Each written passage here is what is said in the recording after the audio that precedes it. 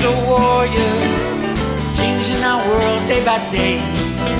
The way of the crypto warriors, can't rely on the bankers, no way. Good morning, Bix Weir, roadroo.com. With your morning horn of Z's, your sip of tea. Chaga tea. All right, let's talk about China, Evergrande, silver, and Theta. All big in the news over the weekend. China lowers benchmark lending rate first time in 20 months. China is in trouble, but they know it and they don't give a shit. They know they win with an economic collapse. Why? Because they have all the manufacturing capacity of the world. They've already stopped paying Evergrande foreign interest payments. Foreign investors in Evergrande are smoking. I don't even know what they're smoking if they think they're ever going to get a penny out of Evergrande. Of course, the rating agencies are in bed with the lenders, the banksters who own the Evergrande debt.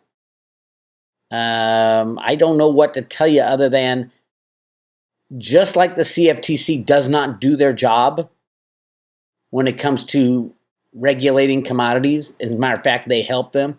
The rating agencies do the exact same thing to keep this system going. To keep this fraudulent system going, the rating agencies do what they are told. Do what their payers tell them to do. Their bosses are the banking cabal, the corporations. They don't work for the people. They're paid to put out fake news. The rating agencies should have put Evergrande in default back in November when they defaulted on their first payment. And then they said, oh no, there's a grace period. They missed the grace period and they said, okay, we'll put them in restrictive default or selective default or some ridiculous term. Then on December 28th, Evergrande missed a huge interest payment. Didn't miss, they just didn't pay it. Then they announced that they're going to pay some internal debt that was owed, only to the internal people. What does that tell you? They're prioritizing their own people over anyone else. Screw the Western laws about bankruptcy. Everything's supposed to be cross-defaulted. And they signed the papers. That's what Jamie would say. Jamie Dimon would say, oh, they wanted to play. They got money from the Western banking system. They have to live up to the rules. Bullshit, Jamie Dimon, you fucking criminal. Sorry for my language. I just did more research into that pathetic human, and it's just bad. Really bad. Like Epstein bad. But hey, what do? When you're a captured nation like the United States of America, all we got to do is fight. We have to fight for our freedom. Fight, fight, fight. All right, let's take a look at what's going on with Evergrande. This is their next one. This is huge. Now, first of all, they missed the December 28th payment. They have 30-day grace period. That brings us to January 25th. January 25th, if they missed that, that means they defaulted on two of the, and that was a big one. It was like $500 million. But it's nothing compared to April 11th. April 11th, $1.5 billion is due to foreign creditors. Oh, wait, no, excuse me. 68 billion, 68.88 billion. Sorry, million. I think I've been drinking too much coffee. I haven't had a drink in, oh my God, I don't even know how long. It's sad. Yes, I'm still on the cleanse. So April 11th, they owe 68 million is the next coupon. And they're just going to miss that because it's to foreigners. As of January 25th, the rating agencies are, if they don't declare Evergrande in default, I don't know why we even have rating agencies. And what would that default do? It would be cross-defaulted over all of the debt. Everybody would have to write down their debt. That's what they're afraid of. And what would they write it down to? Zero. Why zero? Bix, you don't know what you're talking about. They own so many properties. China doesn't give a shit about the Western rules. They're not going to liquidate any properties. China's going to keep doing what they're doing. Take care of their domestic people. It's like Russia. They take care of their domestic people. The United States is run by globalist criminals. And one day, very soon, we're going to throw them out and we're going to take care of our own people like we should have done all along. So that's where we are. Great article on in the Epic Times. China's real estate crisis sheds light on more debt problems. It's not just Evergrande. Credit crunch hitting commercial paper and muni bonds. China's real estate sector defaults are now spreading to other parts of the economy, with commercial paper and local government debt set to become the next crisis. Shanghai Commercial Paper Exchange reported that companies controlled by real estate developers Shimu Group Holdings, Kansai Group Holdings, and Greenland Group have been consistently overdue on commercial paper payments. Commercial paper short-term debt instrument frequently used by companies in China. The number of delinquent firms in China increased by 26% in December. In total, 484 companies were overdue on at least 3 commercial paper payments. They said, screw you, Western world. We're not paying anything. Thank you for your money. You created it out of thin air, but we're playing the game with you. And we're walking away. What are you going to do about it? You're going to come try to repossess buildings in China? Good luck with that, Jamie Dimon. The sharp increase in defaults demonstrates a lack of liquidity in the market. The list of defaults has now expanded from real estate to materials suppliers and construction companies, suggesting that the real estate sector crisis is beginning to drag down other types of companies as well. That is real estate. Materials suppliers and construction companies. That is real estate. I don't know what they're talking about. Menjing Bank, considered the world's worst performing bank, is one of the largest lenders to troubled real estate giant Evergrande. The bank's foray into real estate financing has put it on the wrong side of China's credit crisis. The bank's stock dropped 31% over the past year, making it the worst performer in Bloomberg's World Bank Index. So yes, China is imploding. What do they do? The same thing the U.S. does. Lower interest rates. No, Jerome Powell's not going to raise rates 4 or 5 times. If he raises rates once, it would destroy the entire economy. Even though the economy is rigged. He's not going to raise rates. He can't. I expect a false flag very soon. Be ready for it. Before they raise rates, they're going to have a reason, a different kind of reason than the daily flu. Anyway, where are we now? Silver. Again, Bank of America up shit creek. They are stuck with $800 million in silver shorts due to leases they took from the criminals over at J.P. Morgan. Jamie Dimon belongs in jail. I don't know why that mother plucker is not in jail. The amount of crimes he has presided over at J.P. Morgan is astonishing. Who was the only banker? Only one banker for Bernie Madoff. One banker.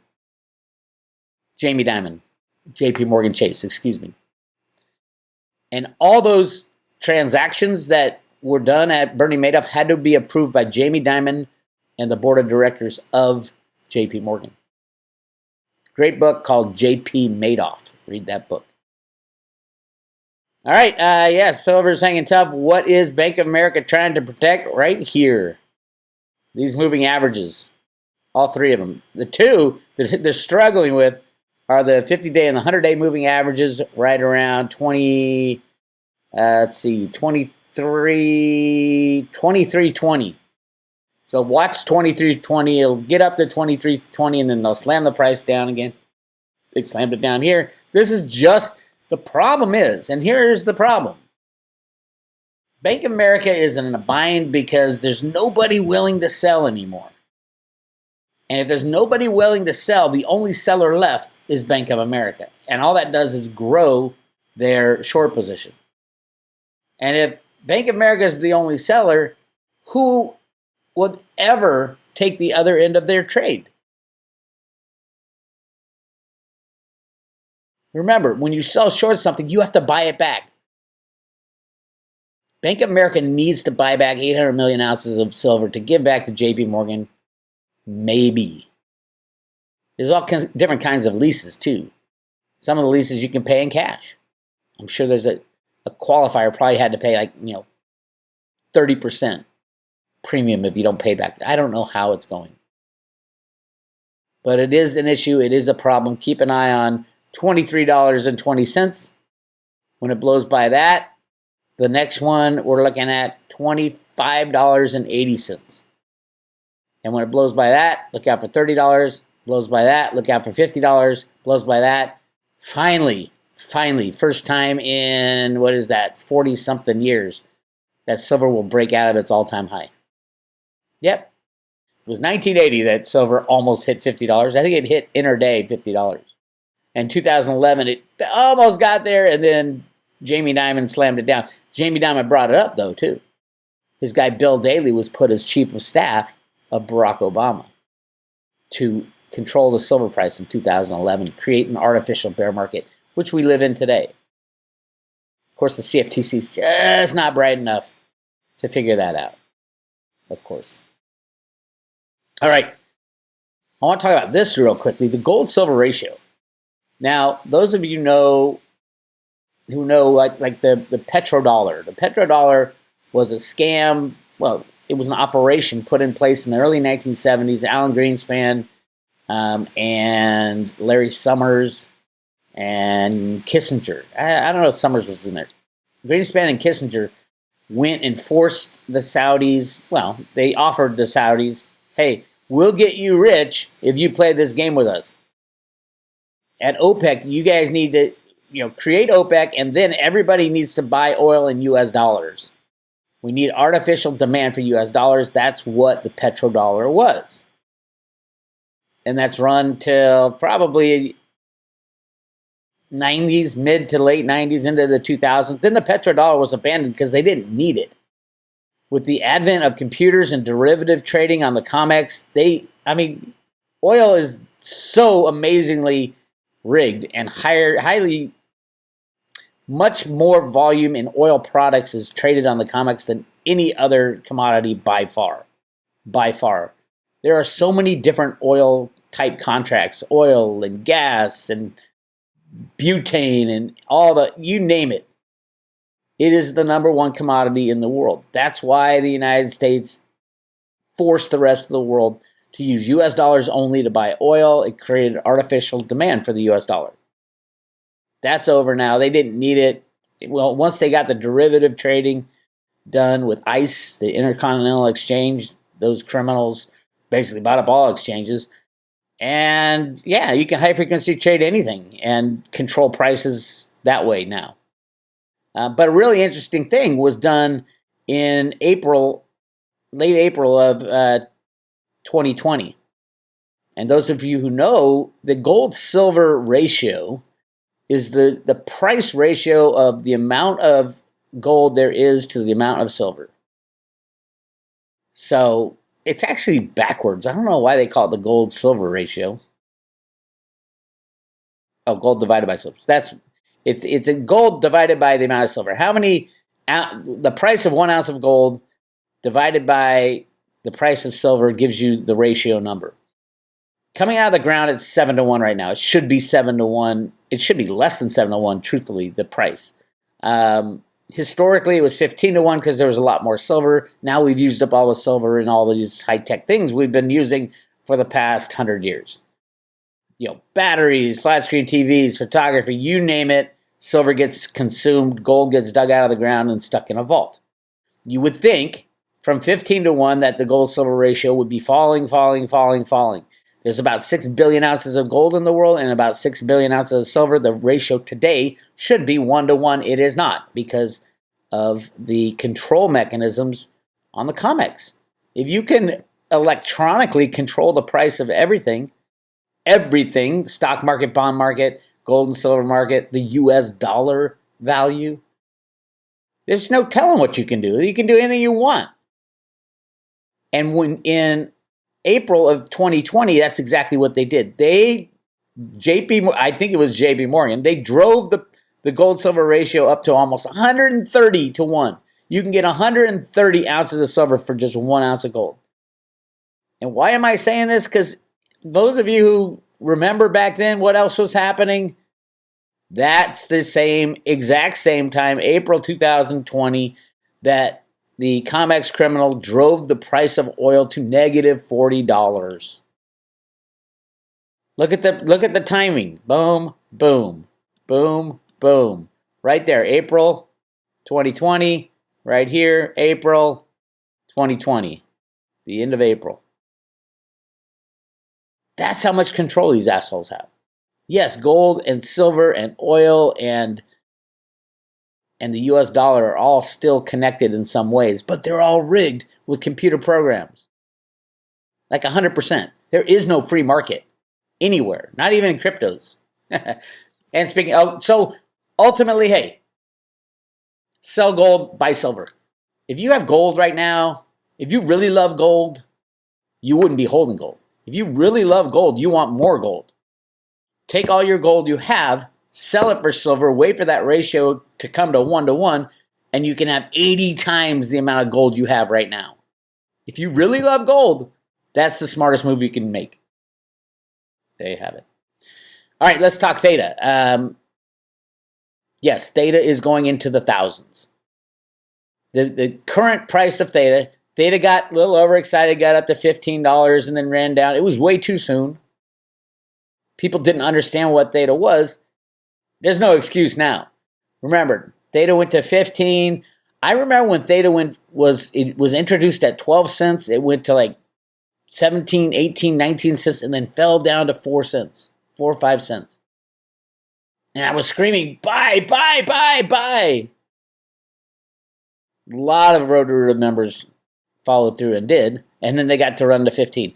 Now it's gone. The exact same thing has happened. It's run to 15, and now it's back under $4. And I'm screaming again. And what has happened in the last couple of years? Patents and partnerships, and you name it. They've done everything right. Yes, Theta is going into the thousands of dollars. And today, you can pick it up for $3.95. $3.95 for one Theta token. That's insane. Same with Theta Fuel. And don't forget what we got coming up, T-Drop. Now, I've been scratching my head. Okay, why are they adding all these tokens? Theta's going to be so big, you need more tokens. You need tokens for different purposes. T-Drop is the NFT liquidity mining token for Theta Drop. Everybody who's been staking Theta, it's been stuck at like 65% for the past couple years. But since last August, is going to get T-Drop automatically on February 1st. If you want to get some T-Drop, stake your Theta. I think it's going out for the next 18 months. 18 months. And there's various ways to earn T-Drop. That'll be coming out. You can stake your T-Drop.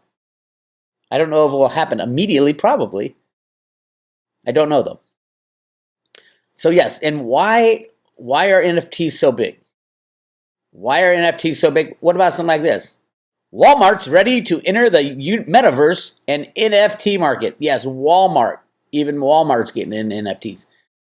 It's not just Beanie Babies, my friends. It's not just collectibles. NFTs are digital representations of assets. They're like securities. Reggie Middleton originally invented them, if you ask me, but hey, that's another story. It's like securitizing an asset. I can sell my Roto-Rooter coins, each individually numbered, with an NFT attached to authenticate that no one else in the world can ever create that numbered coin. And you have a certificate of authenticity. It's not a certificate. It's on the blockchain. No more will you get those little certificates of authenticity. Chris Dwayne should love this because he used to give out those certificates of authenticity, which people could fake. And they can fake the coin. They can't fake the blockchain. That's the beauty. So what's more valuable, the coin or the NFT that secures the time, the place, the number, and certifies it as authentic? Especially in today's world where, we don't even know if when our president talks to us, if it's really the president anymore. There's so many technologies people can use to, I forgot they call them deep fakes now for video. You could take someone's face and overlay it over yours and talk, and it looks like they're talking. You don't know what's real. With the blockchain, you know what's real. Here's 10 practical use cases beyond the digital artwork. Number 1, and this is the most important, ensuring authenticity of products. Like I said, I could take my Road to Ruta coin, the numbered coin, and slap an NFT on it to make sure that nobody fakes it. Nobody makes cheap ones. Number 2, real estate. Yes, NFTs can be used to authenticate the time, the place, the people involved of transacting large asset transactions. And you can switch title on an NFT on the blockchain. And we've been talking about real estate and the blockchain for a long time. It's obviously going to be very important. But what was the avenue? What was the tool we're going to use to put it on the blockchain? NFTs. NFTs and real estate are made for each other. NFTs can be used to transfer land deeds, provide proof of ownership, and keep track of changes in property value over time using time-stamped NFTs. The real estate industry is one of the most NFT-ready sectors. NFTs can be used in real estate to simplify and speed up transactions, enable smart contracts for properties, or even create a decentralized home rental service. Next, medical records and identity verification. NFT ledgers can store individual medical records without compromising confidentiality. Intellectual property and patents. NFTs are great for protecting intellectual property and patents. NFT tokens also allow users to prove their ownership of any piece of content, which is not possible with traditional IP rights tools. That's absolutely. I write a song, and someone can say, "Oh, I wrote that," and unless I prove it with a patent or a copyright, or I put it on YouTube, how am I going to prove it? How about making an NFT with all the words of the song in the NFT, and it has the date stamp and the time stamp? And anybody who comes afterwards says, "I wrote that song. I wrote that song." Well, here's an NFT with the words in here. You liar. Academic credentials. NFTs are also a good way to represent academic credentials. Supply chains, as mentioned above, products, especially in the food industry, have a huge problem when it comes to verifying where they came from and what's in it and the like. But using blockchain NFTs can be attached to a product, giving it NFT identifier that cannot be tampered with. This is one perfect example of NFTs working in tandem with the supply chain. Whatever happened to food? I think I still have some tokens back when they did an ICO of food. I think it transitioned into another. I need to look at that. But it's a great idea. It's just a lot of the things that came out in 2017 were just too soon. It was just too early. And then Chris Giancarlo and Trump and Mnuchin came in and destroyed these companies by slamming down the crypto market. A lot of the companies now aren't that weak. Some would go away with the next slam, obviously. But a lot of them are going to stay intact. Now, if the banks go down with the cryptos, who knows? Again, cryptos are standalone assets. I don't care if Tether crashes. I don't care if JP Morgan crashes. I don't care if Binance or BitConnect crashes. I still have my cryptos. They're still in my possession. And when we start a new system, a fair system, an honest system, they're going to be worth a hell of a lot more than they were worth in the dishonest system that we're in right now. The gaming industry, obviously. NFTs in the gaming industry are a match made in heaven. NFTs can be integrated into gaming world by allowing NFT cross-platform playability. NFTs give game developers another way to expand their brand and create other revenue streams, while gamers are given more incentive to keep playing the game. Ticketing. NFTs will be used to replace tickets in the very near future. For example, parking passes can be replaced by NFT tickets that can be assigned to a unique ID, which then you use when entering the restricted area for validation purposes. This solves issues related to fraud and reduces paper. I mean, we already use handheld tickets on our phone. This is just more secure than what we currently have. Art tracking, yes. After World War II, a lot of artwork has been lost. Some were replaced by counterfeits. Some were stolen by individual groups and whatnot. Soon, original artworks of old masters can be tagged for tracking through NFTs. Of course, This also applies to physical artworks that are not yet to be created. However, this could work both ways. Physical art can be turned into an NFT, and NFTs can be turned into physical art. Voting, this is the biggest, obvious. Blockchain and voting. The U.S. Postal Service has a patent on voting using the blockchain, but you can use NFTs with that process. I mean, obviously, the computer voting system right now is a fraud. The mail-in ballots are a fraud. The whole system is a fraud. We live in a fraud. The future cannot have people involved in big decisions. It has to be decentralized and it has to be truthful. The blockchain is a truth machine, and NFTs can be used to validate votes. And then there's the metaverse, which I'm not even going to get into because I think I'm too old for it already, but a lot of people love it. Our friends over at G-Pool are doing some stuff in the metaverse that is just huge. So anyway, all that, what does that tell you? Of course crypto is going to be around. Of course Theta is going to be in the thousands of dollars, not $4. It reminds me of when Theta went from 17 cents down to 4 cents. Now we're Theta going from $15 down to under $4. When do you want to buy an asset? When it's low.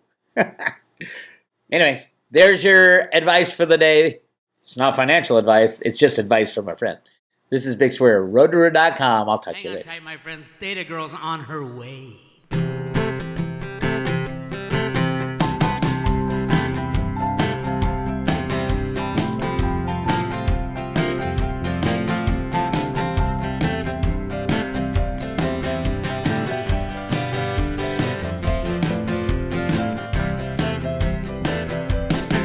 Well, I was searching for a token that would fly to the sky. Dump everything on her, let her take me so high. Well, she said her name was Theta, wanna go for a ride. Rock band expansion, always there by my side. She's my Theta girl, she really rocks my world. Go Theta, go Theta, go Theta, go. I said go Theta, go Theta, go Theta, go. Well, the 40X movie 2020 was fun. You ain't seen how high my little Theta can run. Coinbase will lie 300 million or more. America will love her while they watch her press soar. She's my Theta girl, she really rocks my world. Go Theta, go Theta, go Theta, go. I said go Theta, go Theta, go Theta, go. Go Theta, go Theta, go Theta, go. Go Theta, go Theta, go Theta, go. You're my Theta girl, you really rock my world. Go Theta, go Theta, go Theta, go. Well, my wife got really jealous, I love Theta too much. She said, I know it sounds crazy, I'm missing your touch. You're gonna have to choose, it's either me or your coin. I'm sad to see her go, but look where Theta is gone. She's my Theta girl, she really rocks my world. Go Theta, go Theta, go Theta, go. I said go Theta, go Theta, go Theta, go. Go Theta, go Theta, go Theta, go. Go Theta, go Theta, go Theta, go. You're my Theta girl, you really rock my world. Go Theta, go Theta, go Theta, go. Well, I believe Sarasi $1,000 or more. Everybody watching Theta partner galore. Samsung and Sony, Apple, Netflix and more. Google and then YouTube, well you watch it press soar. It's my Theta girl, she really rocks my world. Go Theta, go Theta, go Theta, go.